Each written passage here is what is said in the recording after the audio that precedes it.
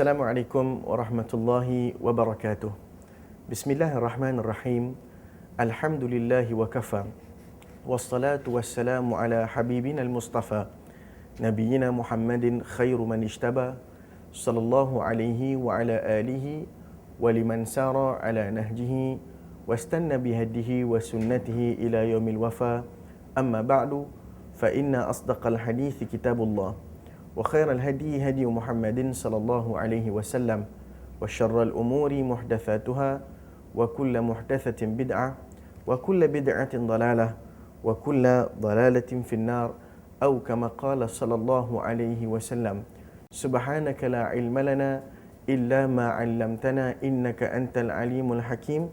Rabbi shrah li sadri wa yassir li amri wahlul 'uqdatam min lisani yafqahu qawli. Amma ba'du. Para penonton yang dirahmati dan dikasihi Allah Subhanahu wa taala sekalian. Alhamdulillah, kita bersyukur banyak-banyak kepada Allah Subhanahu wa taala dengan limpah rahmat, inayah dan izinnya Allah Subhanahu wa taala membenarkan lagi kita menghirup nafas iman dan Islam atas muka bumi ini. Dan alhamdulillah kita bertemu lagi dalam rancangan Solusi, sebuah rancangan yang akan bersama-sama kita menelusuri hikmah dan perkara-perkara yang penting dalam agama kita, insya-Allah. Dan kali ini insya-Allah saya diizinkan untuk bertamu bersama-sama dengan para penonton yang dirahmati Allah Subhanahu wa taala sekalian dalam satu sesi majlis ilmu yang saya kira sangat diberkati. Pertamanya oleh Allah Subhanahu wa taala, kemudian didoakan dan juga diberkati oleh para malaikat sebagaimana hadis Nabi sallallahu alaihi wasallam, innal malaikata la tada'u ajnihataha ala talabil ilmi ridan bima sana. Sesungguhnya malaikat-malaikat melabuhkan sayap-sayapnya atas para penuntut ilmu kerana meredai apa yang mereka lakukan. Begitu juga seluruh isi bumi, sehinggalah sampai ikan-ikan di laut pun mendoakan kita yang berada dalam majlis ilmu. Apakah anda rasa sekarang ini dibelai oleh sayap-sayap malaikat? Mungkin kita tak nampak, tetapi itulah hakikatnya bagaimana apabila seseorang itu berada dalam majlis ilmu. Inilah kehebatan dan kekuatan. Dan insya-Allah pada pertemuan kali ini kita akan membincangkan tentang suatu tempat yang sangat sinonim dalam hati umat Islam. Tempat yang sentiasa dirindui. Tempat yang disebut tentang satu perkataan yang disebut oleh Allah Subhanahu wa taala diistilahkan sebagai rumahnya. Sebagaimana dalam firman Allah Subhanahu wa taala, inna awwala baitin wudi'a lin-nas lalladzi bi Bakkah mubaraka. Sesungguhnya rumah pertama yang dibina, diletakkan untuk manusia, lalladzi bi Bakkah mubaraka, itulah suatu rumah yang terletak di bumi Makkah Al-Mukarramah, Makkah yang diberkati Allah. InsyaAllah dalam pertemuan bersama saya pada kali ini kita akan membincangkan sedikit sebanyak tentang rumah pertama yang dijadikan oleh Allah untuk manusia. Hebat bukan? Satu konotasi, kalau kita sebut tentang rumah, semua orang akan kembali kepada rumah. Orang yang keluar bekerja akan balik ke rumah. Orang yang duduk berkelana, berjauhan daripada kampung halaman, akhirnya akan pulang juga ke rumah. Siapa saja yang keluar mencari rezeki ataupun dalam apa juga keadaan, mereka pasti akan merindui rumah ataupun tempat tinggalnya sendiri. Tetapi inilah rumah yang sewajarnya paling dirindui dalam hati manusia yang beriman, dalam hati-hati mereka yang bertakwa. Awwal baitin wudi'a lin-nas, rumah pertama yang dibina untuk umat manusia, itulah Baitullahil Haram yang terletak di Makkah Mukarramah. InsyaAllah kita akan membincangkan tentang perkara-perkara yang berkaitan dengan Makkah Al-Mukarramah, dan insyaAllah moga-moga kecintaan terhadap bumi Makkah ini akan terus tersemat dalam hati kita, akan membuahkan bibit-bibit rasa cinta yang berpanjangan, sehingga kita merasakan bahawasanya bumi-bumi umat Islam ini, tidak kiralah sama ada bumi Mekah, bumi Madinah, bumi Palestin sekalipun, semua itu adalah bumi kita yang menjadi hak milik kita, yang perlu kita jaga, yang perlu kita cintai dan perlu kita bela dengan darah dan nyawa. Kita menyebut tentang sebuah tempat yang cukup hebat, Makkah Al-Mukarramah, tempat yang sangat bersejarah. bermula daripada pensejarahan Nabi Allah Ibrahim alaihissalam, di mana satu sejarah yang cukup besar membawa isterinya Siti Hajar dan anaknya yang baru sebesar, kita katakan tapak kakinya sebesar tapak tangan sahaja. Subhanallah, satu perjuangan yang cukup hebat, satu arahan yang tuntas daripada Allah Subhanahu wa taala, dilengkapkan lagi setelah Allah Subhanahu wa taala mengarahkan Nabi Allah Ibrahim alaihissalam untuk membina Kaabah. Lalu Allah berpesan kepada Nabi Allah Ibrahim alaihissalam dalam surah Al-Hajj ayat yang ke-27. Allah Subhanahu wa taala berfirman, A'udzu billahi minasyaitonir rajim. وَأَذِّن فِي النَّاسِ بِالْحَجِّ يَأْتُوكَ رِجَالًا وَعَلَى كُلِّ ضَامِرٍ يَأْتِينَ مِنْ كُلِّ فَجٍّ عَمِيقٍ. Allah berpesan kepada Nabi Allah Ibrahim alaihissalam, وَأَذِّن فِي النَّاسِ بِالْحَجِّ. Wahai Ibrahim, setelah engkau selesai bina Kaabah bersama-sama dengan anakmu Ismail, maka pada waktu dan saat ketika ini serukanlah umat manusia untuk pergi mengerjakan haji ke Baitullah. Nescaya mereka akan datang ke rumah Tuhanmu dengan berjalan kaki dan dengan menunggang berjenis-jenis kenderaan yang kurus yang datangnya dari pelbagai jalan dan juga curug rantau yang jauh. Pada saat dan ketika itu, kalau kita dapat bayangkan tuan-tuan yang dirahmati Allah, para penonton yang dikasihi sekalian, ya, bumi Mekah pada waktu itu, kalau kita boleh tengok demografi ataupun suasana Mekah ni tuan-tuan, Mekah ni ataupun Kaabah ini diletakkan di sebuah lembah ataupun di tanah yang berada di bawah sekali. Sebab tu kita kata Fajjin Amik, jauh. Kemudian disebut Mekah ini sebagai Baitul Atiq, satu rumah yang diletak di lembah yang paling jauh dan dikelilingi dengan bukit bukau. Sudah tentu kalau kita pernah ingat satu pepatah Melayu yang mengatakan, umpama anjing menyalak bukit. Bagaimanakah anjing yang menyalak bukit tu rasa-rasanya sampai tak suara dia melewati bukit yang begitu besar daripada anjing yang kecil yang hanya menyalak di bawah kaki bukit. Sudah tentu pada akal fikiran manusia, kata Nabi Allah Ibrahim alaihissalam, lantas menjawab perintah Allah itu bukan untuk mengingkari, tetapi semata-mata untuk mengakui kelemahan diri Nabi Allah Ibrahim. Lalu kata Nabi Allah Ibrahim, Ya Tuhanku, macam mana suaraku ini tidak akan dapat menembusi gunung Kana yang cukup hebat ini? Lalu kata Allah Subhanahu wa taala, serulah kamu sekadar kamu mampu. Innama alaikal adhan wa alainal balagh. Kamu hanya berkewajipan untuk menyeru dan kamilah yang akan menyampaikan seruan tersebut kepada hati-hati manusia. Subhanallah. Justru seruan untuk kita pergi menziarahi Baitullahil Haram, khususnya untuk melihat dengan kepala dan mata kita sendiri akan keindahan sebuah rumah Allah yang namanya Kaabah, yang menjadi kiblat yang ditentukan kepada umat Islam seluruhnya agar menyatukan ibadah, kesatuan tauhid ada di situ. Maka inilah satu seruan yang datang daripada Allah kepada manusia, dan akhirnya manusia akan datang berbondong-bondong pergi ke Mekah dengan macam-macam jenis perasaan. Ada yang rasa terpaksa, ada yang rasa memang teringin benar nak pergi, ada yang rasa seronok dan macam-macam jenis perasaan. Namun apabila tiba di situ, satu lafaz terlahir dari bibir manusia. Apa lafaznya? Lafaz yang cukup mulia, menyahut panggilan Allah Subhanahu wa taala yang disampaikan menerusi bibir Nabi Allah Ibrahim. Lantas manusia akan menjawab, labbaik Allahumma labbaik, labbaik la syarika laka labbaik, innal hamda wan ni'mata laka wal mulk la syarika lak.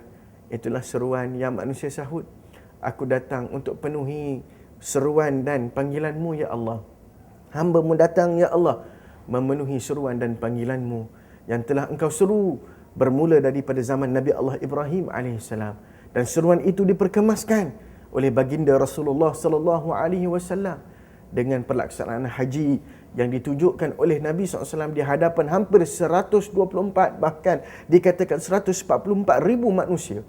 Maka ibadah itu berterusan sehinggalah hari ini dan sehinggalah pada hari kiamat, dan sehinggalah Kaabah itu sendiri akan terangkat, akan hilang daripada pandangan manusia. Allahu Akbar. Inilah kehebatan Makkah Al-Mukarramah, kehebatan sebuah panggilan yang mana hati-hati manusia akan terpanggil untuk pergi menziarahi rumah Allah Subhanahu Wa Taala. Muslimin muslimat rahimakumullah, saya teringat satu kata-kata oleh Al-Imam Al-Jahiz sebagaimana yang disebut dalam kitab Al-Jami'ul Latif, bahawasanya siapa saja yang pergi melihat Mekah ataupun datang untuk melihat bumi Mekah, dan pada waktu dan saat ketika dia melihat Kaabah Al-Musharrafah, rumah Allah Subhanahu Wa Taala itu, pasti dia akan berada dalam dua persimpangan perasaan. Yang pertama, sama ada dia akan merasa gembira, ataupun yang kedua, dia akan menangis hibah. Inilah perasaan-perasaan. Saya, subhanallah, alhamdulillah, mengucapkan syukur kepada Allah Subhanahu Wa Taala yang tidak terhingga kerana saya diberi kesempatan untuk bertamu ke bumi Haramain ini sewaktu saya menuntut di bumi Madinah Al-Munawwarah. Saya teringat lagi sewaktu pertama kali saya menunaikan haji, ataupun pertama kali saya menunaikan, sebelum menunaikan haji saya menunaikan umrah dulu. Yang pertama waktu dibawa oleh abang-abang senior, pelajar-pelajar senior, dan cerita ni memang saya ada kongsikan dengan para penonton yang dirahmati Allah yang berminat untuk mendapatkan buku Bayu Kerinduan di Bumi Haramain ini. Saya dah ceritakan, saya kongsikan beberapa pengalaman waktu saya berada di bumi Mekah Al-Mukarramah. Memang benar apa yang diungkapkan oleh Al-Imam Al-Jahiz ini. Apabila kita datang, kita tengok Baitullah. Dan saya ingat lagi kata-kata bapa saya, Datuk Haji Abdul Rahman Al-Mubarak rahimahullah. Arwah bapa saya dulu pernah kata, subhanallah, dia kata, kalau orang pergi ke Mekah ni, kata dia, tengok saja Kaabah tu, dia akan hilang semua ingatan dia terhadap benda lain. Waktu dulu nak datang ke Mekah dengan nak tinggalkan anak isteri, katanya nak tinggalkan ayam itik di kampung, ini pun semua kerisauan orang tua lah ni. Nak pergi Mekah ni, nak tinggal kerja, orang yang sibuk bertugas, nak tinggalkan kerja dan sebagainya. Katakan kita ni banyak sangat kesibukan dan banyak sangat tanggungjawab yang tidak pernah kunjung habisnya. Banyaklah ceritanya.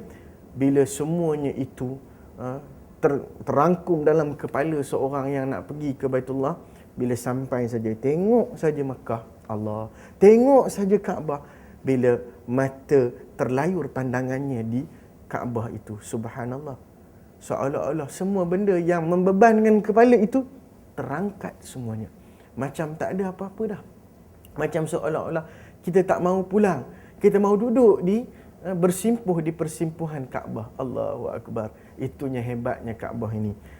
Kata Al-Imam Al-Jahiz, siapa yang pertama kali melihat Kaabah, sama ada dia akan ketawa gembira. Ketawa gembira ni bukan ketawa macam orang tak betul tu, tuan-tuan yang dirahmati Allah, bukan ketawa macam orang jahat ha tu, tetapi ketawanya, cara ketawanya tu maksudnya dia akan rasa seronok, dia rasa begitu aman, kerana ini adalah janji Allah. Siapa saja yang memasuki Baitullah ataupun Masjidil Haram, tanah haram Mekah ini, wa man dakhalahu kana amina, siapa yang masuk ke dalam bumi Baitullah ini, siapa saja yang masuk, dia akan diselubungi oleh keamanan. Subhanallah, inilah satu perasaan. Allah memilih tanah haram yang menjadi pilihan sebagai satu tempat yang paling dicintai oleh Allah Subhanahu Wa Taala, dan dibina satu mercu tanda agung. Allah memilih Makkah Al-Mukarramah untuk membina satu mercu tanda agung, iaitu Kaabah, yang menjadi kiblat penyatu ibadah umat Islam sedunia. Mekah adalah tempat terhimpun dan tersimpannya hati-hati manusia, tempat perkumpulan Bani Insani untuk melaksanakan ketaatan dan juga ketundukan, kepatuhan kepada Allah Subhanahu Wa Taala. Subhanallah, inilah kehebatan bumi Mekah, dan pasti air mata yang mengalir di hadapan Kaabah, itulah air mata keinsafan, itulah air mata seorang hamba mengakui segala dosanya di hadapan Tuhan. Inilah kehebatan Mekah. Hati-hati yang keras akan menjadi lembut. Mereka yang jauh daripada Allah akan rasa dekat. Mereka yang hilang pedoman akan berjumpa dengan arah tujuan. Inilah hebatnya bumi Mekah. Dan apabila kita belajar tentang bumi Mekah, sudah tentu kita akan melahirkan sebuah kecintaan. Tetapi kecintaan ini biasanya kita lahirkan kepada manusia. Bak kata pepatah Melayu juga, tak kenal maka tak cinta. Tapi yang kita nak kenal ini adalah satu bumi yang mana bumi ini tempat. Macam mana manusia boleh cinta kepada tempat? Macam mana manusia boleh cinta kepada sesuatu benda yang dikatakan tak mampu untuk memberi jawapan? Kalau kita bercinta dengan manusia kan seronok kan, ada SMS-nya, hari ni ada dengan WhatsApp-nya, macam-macam jenis lah. Kita bercinta dengan orang, kalau kita cakap saya sayang kamu, ada balasannya I love you too, contoh. Tetapi kalau nak bercakap ataupun nak melahirkan kecintaan kepada bumi, kepada suatu tempat, kepada sebuah kawasan, macam mana nak melahirkan rasa cinta? Ini dibuktikan oleh Nabi SAW, sebagaimana yang pernah terakam dalam hadis-hadis bahawasanya Nabi SAW pernah berbicara dengan bumi Mekah.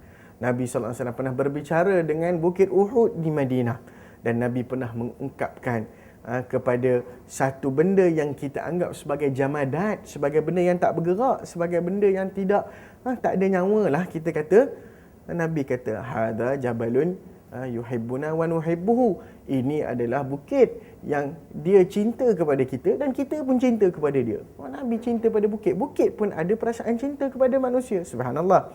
Itu kalau di Madinah. Di Mekah juga, Makkah Al-Mukarramah, perlu kita rasa kenal dan kita nak datangkan nilai-nilai kecintaan kepada bumi Mekah yang cukup hebat dengan pelbagai jenis fadilat dan juga rahsia-rahsia di sebaliknya.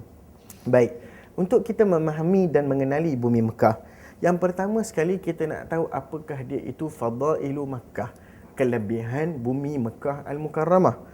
Yang pertama sekali, sidang penonton yang dirahmati Allah, bila kita menyebut tentang kelebihan bumi Mekah ini, Allah Subhanahu Wa Taala menobatkan bumi Mekah ini sebagai bumi yang paling dicintai oleh Allah dan Rasulnya. Kata Nabi SAW, sewaktu berdiri di Al-Hazwarah, sebuah bukit kecil yang berada di luar ataupun kita katakan di luar Masjidil Haram. Kalau tak salah saya, tempat itu berhadapan dengan hari ini kalau kita pergi ke Mekah, tuan-tuan ya, kalau kita berjalan di bumi Mekah ni, jangan kita berjalan dengan mata kaki saja. Apa maksud mata kaki? Penat buku lali je berjalan. Kita kena berjalan dengan mata hati kita, tuan-tuan yang dirahmati Allah. Kita kena memerhatikan setiap inci bumi Mekah yang penuh dengan sejarah, yang penuh dengan hikmah, yang penuh dengan ibrah untuk kita tadah dan juga kita jadikan sebagai wadah kehidupan kita. Subhanallah. Bumi Mekah ini cukup hebat. Bila mana Nabi SAW berada di Hazwarah. Hazwarah ini kalau tak salah saya, sebagaimana yang pernah diceritakan oleh beberapa orang sahabat-sahabat dan juga orang-orang asal bumi Mekah, dia katakan bahawasanya Al-Hazwarah ni berada di bahagian hadapan. Kalau kita datang daripada pintu, kita selalu sebut pintu depan, pintu utama yang berhadapan dengan hari ini, kita tengok ada satu tower besar tinggi tu, ada Burj Zamzam, ada tower Zamzam, tower tu yang sekarang ni heboh diperkatakan menara jam tertinggi lah sebagainya lah. Jadi bila kita datang melalui pintu itu, ada satu pintu, kalau tak salah saya pintu nombor 6, disebut Babu Ajiat, yang berbetulan di belakang pintu tersebut ataupun berhampiran dengan pintu tersebut, iaitu tapak ataupun tempat yang kita kalau kita nampak daripada luar masjid itu, kita akan nampak kawasan-kawasan yang berbatu. Itulah Bukit Safa, permulaan Bukit Safa. Di luar itu sikit, di bahagian kalau kita sebut sahah ataupun foyer Masjidil Haram itu, di hadapan itu ada satu tempat bukit kecil dahulunya namanya Hazwarah. Nabi SAW duduk dekat situ. Nabi kata bila waktu Nabi SAW nak berhijrah ke Madinah Munawwarah, Nabi pandang ke bumi Mekah. Apa yang disebut oleh Nabi SAW, yang lebih kurang kata-kata Nabi SAW, Nabi kata apa? Wallahi innaki la khairi ardillah wa ahabbi ardillah ilallah. Demi Allah, engkau ni bumi Mekah adalah sebaik-baik bumi Allah dan bumi yang paling dicintai oleh Allah Subhanahu wa taala. Lau anna qaumaki akhrajuni minki lama kharajtu. Kalaulah kaummu, wahai Mekah, kaummu sendiri tidak mengeluarkan aku daripada engkau, wahai Mekah. Nabi sudah duduk di Mekah berapa lama, tuan-tuan yang dirahmati Allah? 53 tahun. Cuba bayangkan kalau kita dah duduk satu tempat 53 tahun, orang halau kita keluar. Apa perasaan kita? sudah tentu segala nostalgia, kenangan pahit.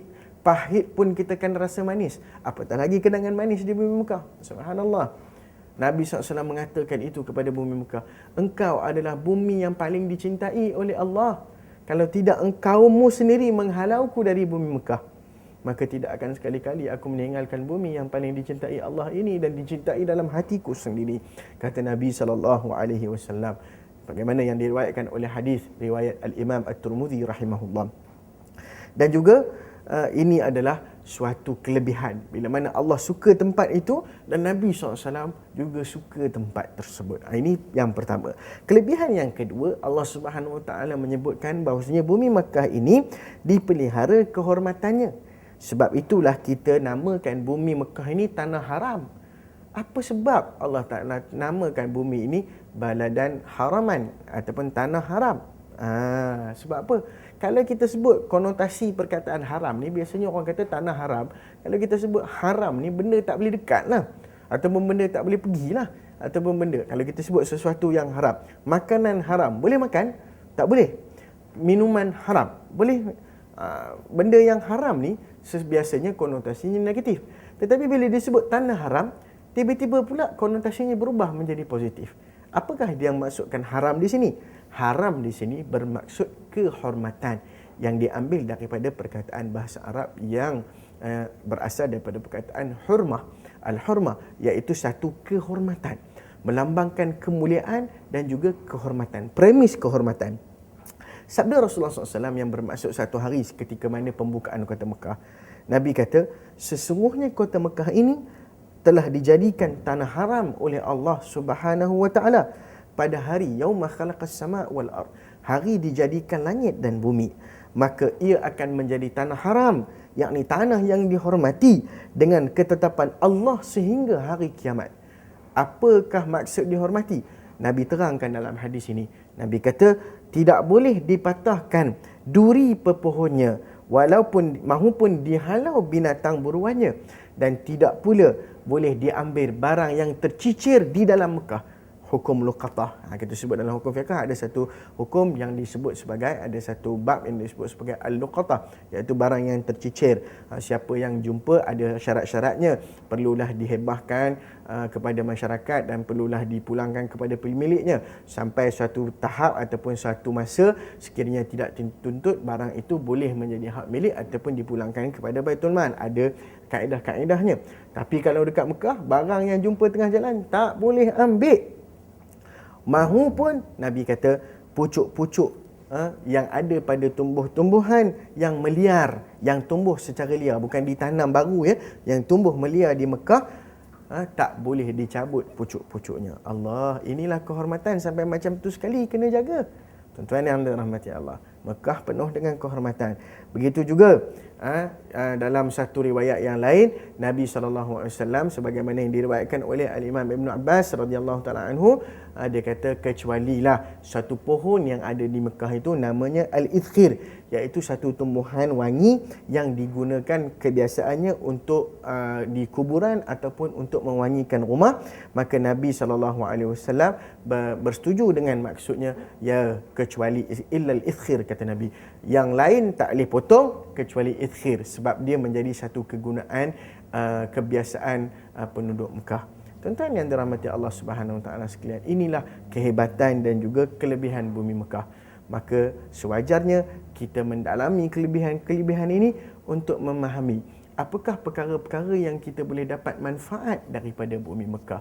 Apabila kita pergi ke Mekah Al-Mukarramah dengan mengetahui kelebihan-kelebihannya, maka kita akan lebih merasai kehebatan dan keagungan sebuah tempat, dan kita akan merasai bahawasanya betapa bertuahnya kita berada di sebuah bumi yang paling dicintai Allah dan Rasul, dan juga sangat-sangat dijaga kehormatannya di sisi manusia.